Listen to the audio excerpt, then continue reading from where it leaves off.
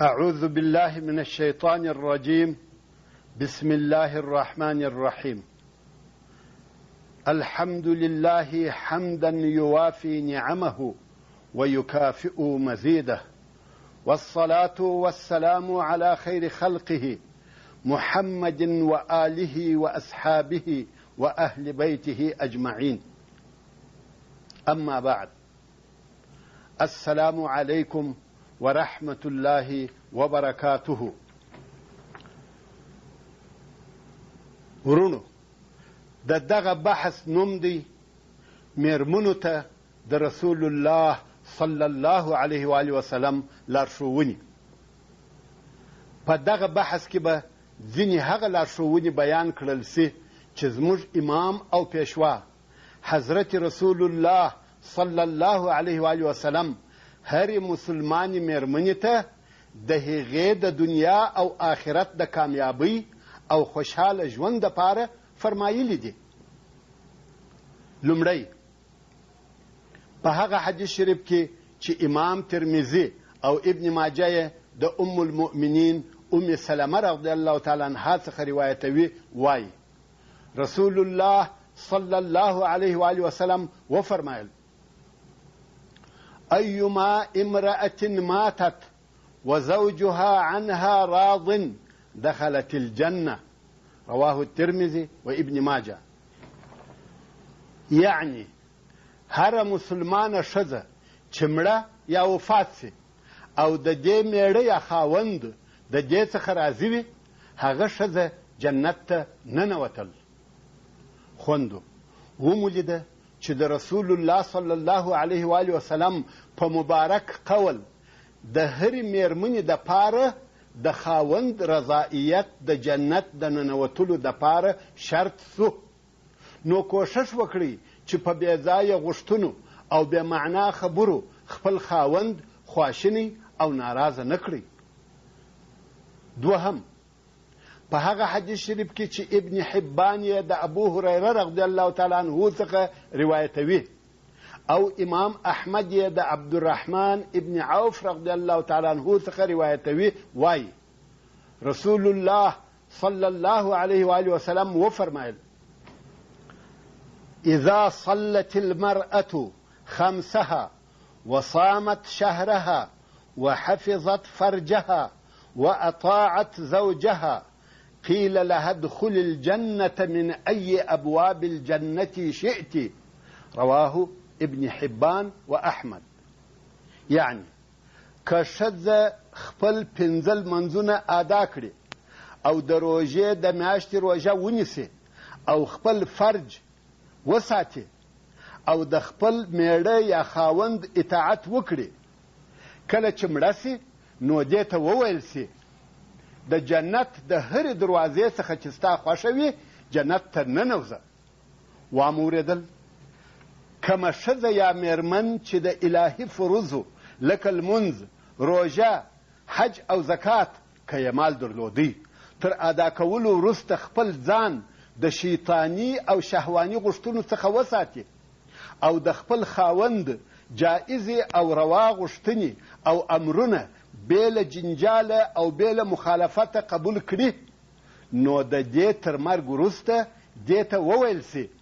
د جنت د هرې دروازې څخه چې ستا خوښه وي جنت ته ننوځه. سبحان الله. خوندو تاسې فکر وکړئ چې په څونه لږو او آسانه شرطونو سره څونه لویه کامیابي او ډېره ګټه حاصلولی سئ. که څه هم زموږ دښمن شیطان علیه اللعنه زموږ خوندې دغه آسانه کار ته چې د خاوند اطاعت دی نه پرېږدي، خو مسلمانه ښځه باید د جنت د ګټلو دپاره د شیطان سره مقابله وکړي او خپل میړه خوښ او راضي وساتي. دریم، په هغه حدیث شریف کې چې امام بخاري او امام مسلم یې د عبدالله ابن مسعود رضی الله تعالی عنه د ښځې زینب رضی الله تعالی عنها څخه روایتوي، دا وایي رسول الله صلی الله علیه و آله وسلم موږ ښځو ته خطبه وویل او په خطبه کې یې وفرمایل: یا معشر النساء تصدقن ولو من حليكن فإن كن أكثر أهل جهنم يوم القيامة متفق عليه. يعني ای ښځو تاسې صدقه او خیرات ورکوئ، که څه هم دغه خیرات ستاسې د زر او زیوره ستاسې د ګېڼې څخه ورکړئ، ځکه د قیامت په ورځ د جهنم ډېر اهل تاسې یاست. دا چې د قیامت په ورځ د جهنم د اهل ډېره حصه یا د دوژخیانو ډېره حصه د ښځو څخه ده، د هغه سبب دا دی چې ښځو په دې دنیا کې آخرت هیر کړی دی او خپل ځانونه یې د سرو زرو او لباسو په شوق او محبت اخته کړي دي. او د دغه سبب چې د دوژخیانو ډېره حصه ښځې دي په هغه حدیث شریف کې ذکر شوی دی کوم چې امام احمد یې د ابو امامه رضی الله تعالی عنه څخه روایتوي او وایي رسول الله صلی الله علیه و آله وسلم وفرمایل دخلت الجنة لم أرى أحدا أقل من الأغنياء والنساء قيل لي أما الأغنياء فهم هاهنا بالباب يحاسبون ويمحصون وأما النساء فألهاهن الأحمران الذهب والحرير رواه أحمد. رسول الله صلی الله علیه و آله وسلم فرمایي زه جنت ته داخل سوم او په جنت کې مې هیڅوک تر اغنیاو او ښځو لږ ونه لیدل. نو خود رسول الله صلی الله علیه و آله وسلم دغه د اغنیاو او ښځو د لږوالي د سبب پوښتنه وکړه. نو رسول الله صلی الله علیه و آله وسلم فرمایي راته وویل سوه هر څه چې اغنیا مالداران او بډایان دي هغه هلته د جنت په دروازه کې د دوی د مالونو حساب ورسره کیږي او ښځې دوو سرو شیانو چې سره زر او ریشمین کالي دي له جنته مشغوله کړي. نو د دې دپاره چې محترمې خوندې د دوژخ له اوره خلاصې سي رسول الله صلی الله علیه و آله وسلم د صدقې او خیرات ورکولو لار وروښول. خیراتونه او صدقې ورکوئ ان شاء الله تعالی د دوژخ د اوره به وساتل سي. څلرم په هغه حدیث شریف کې چې امام مسلم او ابو داود یې د ابو هریره رضی الله تعالی عنه څخه روایتوي رسول الله صلی الله علیه و آله وسلم فرمایي لا تصوم المرأة وبعلها شاهد إلا بإذنه غير رمضان ولا تأذن في بيته وهو شاهد إلا بإذنه رواه مسلم وأبو داود. يعني کله چې د ښځې خاوند پر کور وي یعنی په سفر نه وي تللی دا دې د خپل خاوند بې اجازې روژه نه نیسي بېله د رمضان د میاشتې د روژې څخه ځکه چې دغه د رمضان د میاشتې روژه فرضي روژه ده او یوازې په فرضي شیانو کې نه بلکې په هر هغه کار کې چې د الله جل جلاله له امره مخالفت یا نافرمانی کیږي هلته خاوند نه بلکې هیڅوک اعتبار نه لري. همدارنګه چې د ښځې خاوند مسافر نه وي دا د خپل خاوند بې اجازې خپلو اقرباو ته اجازه نه ورکوي چې د دوی کور ته ورسي. په همدغه معنا امام بخاري د ابو هریره رضی الله تعالی عنه څخه یو حدیث شریف را نقلوي او وایي رسول الله صلی الله علیه و آله وسلم وفرمایل لا يحل للمرأة أن تصوم وزوجها شاهد إلا بإذنه ولا تأذن في بيته إلا بإذنه رواه البخاري. يعني ښځې ته دا نه ده روا چې خاوند یې پر کور وي مسافر نه وي او دا د ده بې اجازې نفلي روژه ونیسي. دا ولې ښایي خاوند یې د نزدېکت اراده ولري او د دې د روژه وي نو دغه د خاوند حق د ده څخه منع کړه سو کې اجازه ورکړه د روژې نو دا دې بیا روژه نیسي. او دا هم ښځې ته نه ده روا چې د خپل خاوند بې اجازې چاته دا اجازه ورکړي چې د خاوند کور ته دې راسي. پنځم په هغه حدیث شریف کې چې امام بخاري او امام مسلم یې د ابو هریره رضی الله تعالی عنه څخه روایتوي وایي رسول الله صلی الله علیه و آله وسلم وفرمایل اذا دعا الرجل امرأته الى فراشه فلم تأته فبات غضبان عليها لعنتها الملائكة حتى تصبح متفق عليه. یعنی که یو سړي خپله ښځه د خوب بستر ته ور او دا نه ورغله نو خاوند یې په داسې حال کې شپه تېره کړه چې پر دې په قهر و، ملائکې به پر دغه ښځه تر سهاره لعنت وایي. اوس پوه سواست چې د ښځې د خاوند د حقوقو څخه لوی حق دا دی چې کله یې زړه وغواړي د خپلې ښځې سره بیده سي، یعنی جماع وکړي، ښځه یې باید منع ونه کړي. او که ښځه د خپل خاوند له دغه حقه بې له شرعي عذره انکار وکړي، ملائکې به لعنت پر وایي او په الهي عذاب به اخته او گرفتاره سي. شپږم، په هغه حدیث شریف کې چې امام ترمذي یې د ابو هریره رضی الله تعالی عنه څخه روایتوي وایي رسول الله صلی الله علیه و آله وسلم وفرمایل لو كنت آمرا أحدا أن يسجد لأحد لأمرت المرأة أن تسجد لزوجها رواه الترمذي. یعنی کما یو څوک په دې سره امر کولای چې یو چاته دې سجده وکړي نو به مې ښځه امر کړی وای چې خپل خاوند ته دې سجده وکړي. سبحان الله. که په دغه حدیث شریف کې فکر وکړي دا څونه لویه خبره ده، خو افسوس دی د هغو بدبخته ښځو پر حال وي چې د شیطان په غوښتنه سهار او ماښام خپل مړونه په بېځایه غوښتنو، بېځایه دلایلو او بېځایه ګیلو او لغازو ظاهروي. اووم، په هغه حدیث شریف کې چې امام احمد او نسایي د ابو هریره رضی الله تعالی عنه څخه روایتوي وایي رسول الله صلی الله علیه و آله وسلم ته د پوښتنې پر ډول وویل سوه چې په ښځو کې کومه ښځه ښه ښځه ده، یعنی په میرمنو کې کومه میرمن ښه میرمن ده، یا کومه ښځه د دې وړ او لایقه ده چې د چا میرمن دې وي. رسول الله صلی الله علیه و آله وسلم وفرمایل التي تسره اذا نظر وتطيعه اذا امر ولا تخالفه في نفسها ومالها بما يكره رواه احمد والنسائي. یعنی هغه میرمن ښه میرمن ده کله چې خاوند ورته وګوري دا یې خوشحاله کړي، یعنی میرمن د خاوند د کتلو په مقابل کې داسې عکس العمل ښکاره کړي یا داسې یو کار وکړي چې خاوند یې په خوشحاله کیږي. او دا هم تاسو ته معلومه ده چې د خاوند د خوشحاله کولو دپاره د هر وخت او هر حال سره برابر ډېر ډولونه سته چې هوښیاره ښځه یې د وخت او حال سره موافق استعمالولی سي.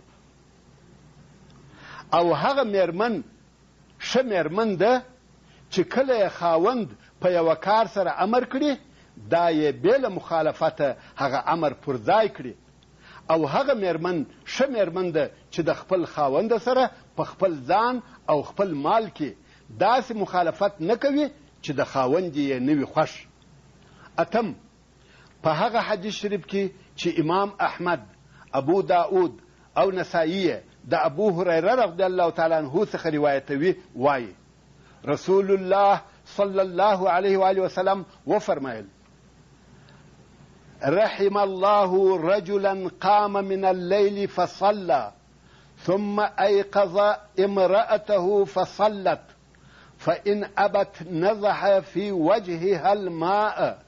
ورحم الله امرأة قامت من الليل فصلت ثم أيقظت زوجها فصلى فإن أبى نضحت في وجهه الماء رواه أحمد وأبو داود والنسائي. یعنی الله جل جلاله دې پر هغه سړي ورحمیږي چې د شپې د نفلي لمانځه دپاره راولاړ سي نو دی لمونځ ادا کړي او بیا خپله ښځه د شپې د لمانځه د ادا کولو دپاره راویښه کړي نو هغه ښځه یې هم لمونځ ادا کړي. که یې ښځې د راویښېدلو څخه منع وکړه خوب پر غالبه و د شپې د لمانځه دپاره نه راکښېنستل، ده یې پر مخ اوبه روپاشلې. او الله جل جلاله دې پر هغې ښځې ورحمیږي چې د شپې د نفلي لمانځه د ادا کولو دپاره راولاړه سي او لمونځ وکړي، بیا د لمانځه د ادا کولو دپاره خپل خاوند راویښ کړي، خاوند یې هم راپورته سي او د شپې لمونځ ادا کړي. که چیرې بیا خاوند د راکښېنستلو څخه منع وکړه، نو دا د هغه د راویښولو دپاره پر مخ اوبه ور وپاشي. تاسې پوه سواست چې دا د خیر او عبادت په کار کې د ښځې او خاوند ترمنځ یو د بل سره مرسته او کومک دی. هو، ځینې کسان په دې خوشحاله کیږي چې ښځه د دنیا په کار کې کومکي او مرسته کوونکې وي،